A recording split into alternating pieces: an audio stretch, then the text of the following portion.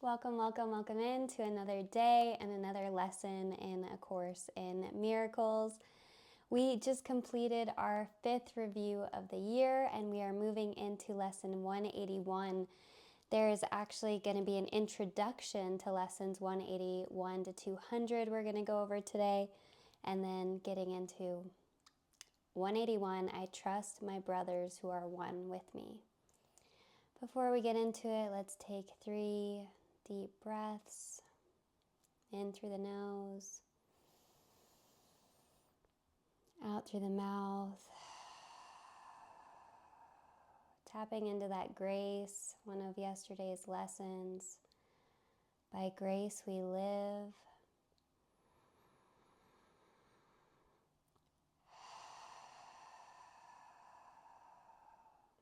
By grace we are released.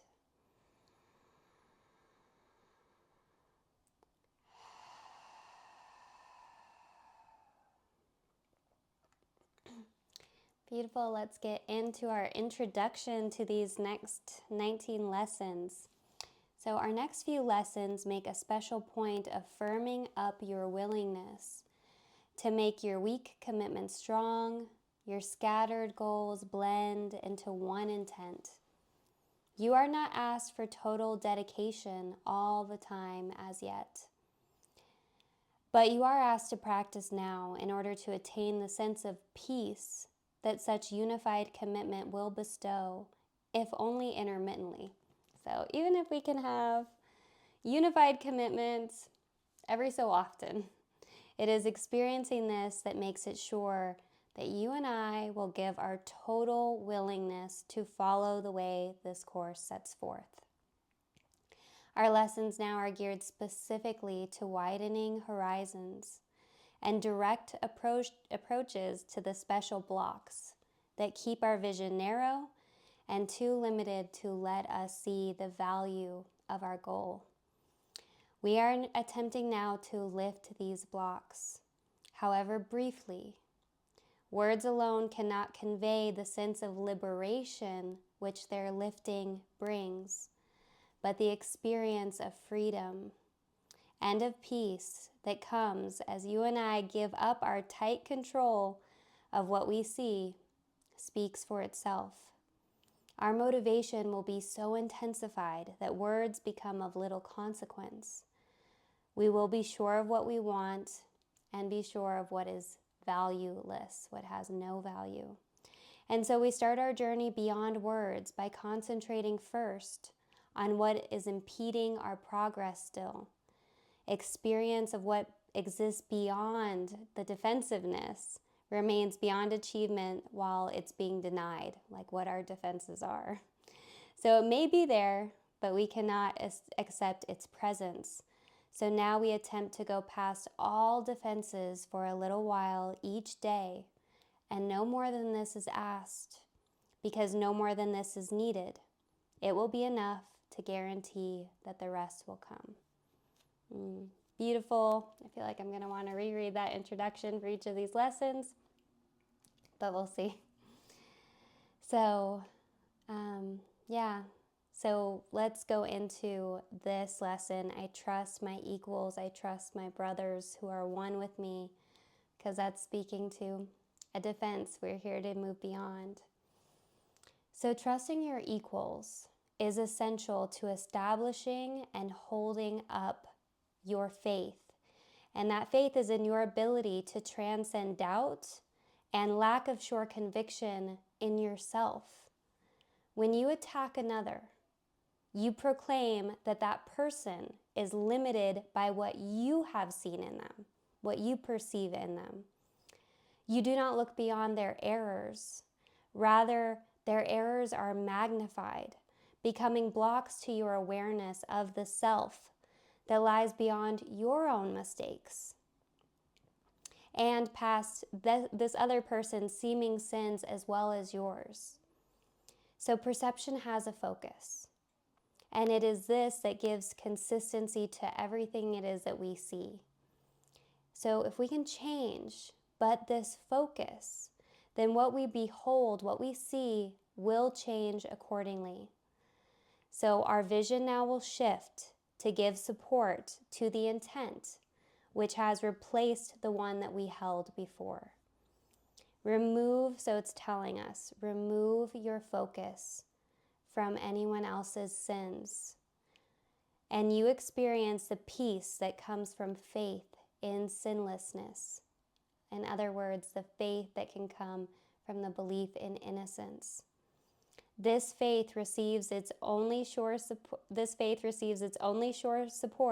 from what you see in others past their sins. For their mistakes, if you and I focus on their mistakes, then that becomes witnesses to the sins that are within us. And we will not transcend their sight and see the innocence that lies beyond the mistakes. So therefore, in practicing today, we first let all such little focuses give way to our great need to let our sinlessness become apparent. We instruct our minds that it is this that we seek, and only this. For just a little while, we do not care about our future goals.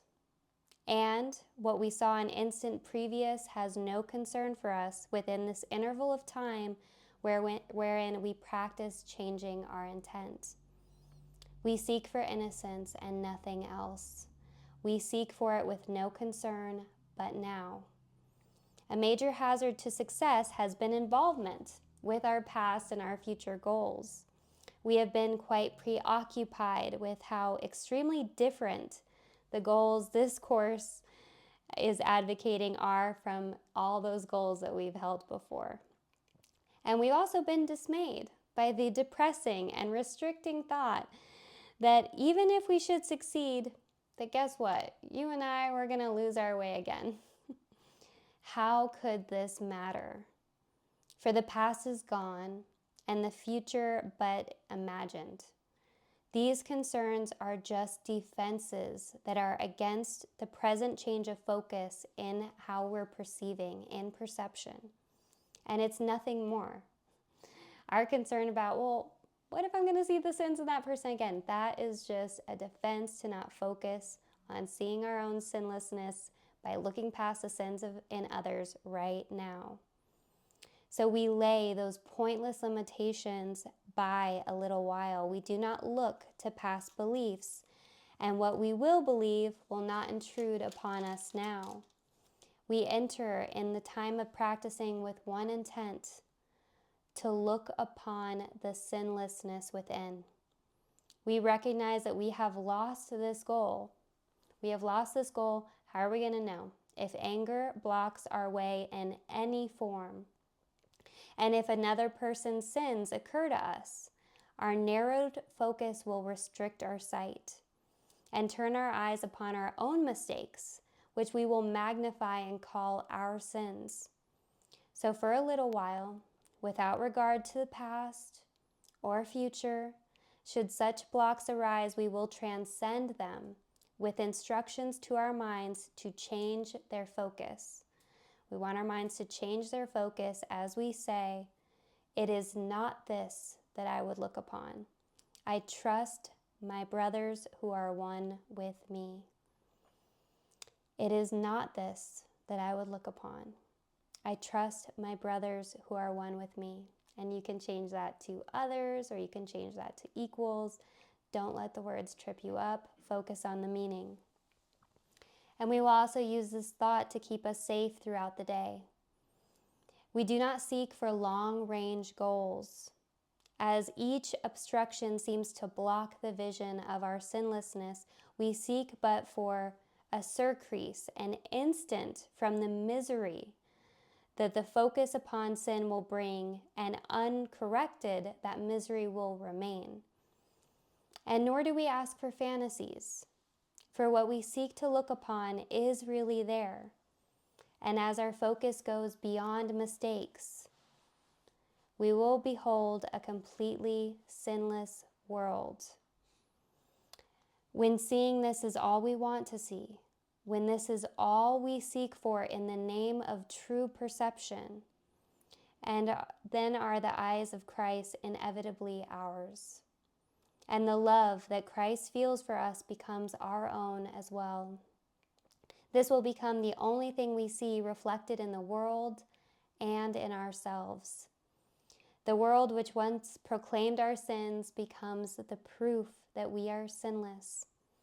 And our love for everyone we look upon attests to our remembrance of the holy self which knows no sin and never could conceive of anything without its sinlessness. We seek for this remembrance. It is a remembrance. As we turn our minds to practicing today, we look neither ahead nor backwards. We look straight into the present. And we give our trust to the experience we ask for now. Our sinlessness is but the will of God. This instant is our willing one with His.